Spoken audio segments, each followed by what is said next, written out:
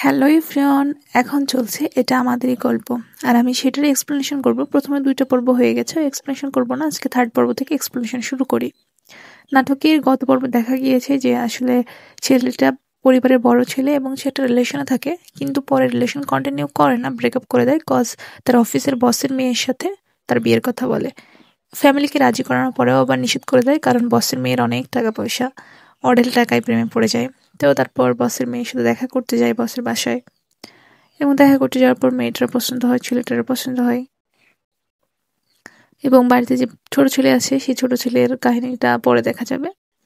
তো যখন বসের মেয়ের সাথে কথা বলে তখন তার গার্লফ্রেন্ড ফোন দেয় বারবার, কিন্তু সে কোনোভাবে ফোন রিসিভ করতে যায় না, বা ফোন রিসিভ করলে রুড বিহেভ করে।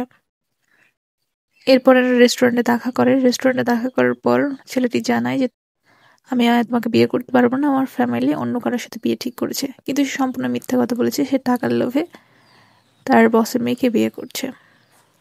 এরপর সে রেস্টুরেন্ট থেকে বেরিয়ে যায় এবং পিছে পিছে মেয়েটাও বেরিয়ে চলে আসে। তখন ছেলেটির ওই ছোট ভাইয়ের সাথে দেখা হয় এবং ছোট ভাই এর সাথে পরিচিত হয় যে কেন তার সাথে ব্রেকআপ করছে বা কোনো কিছু।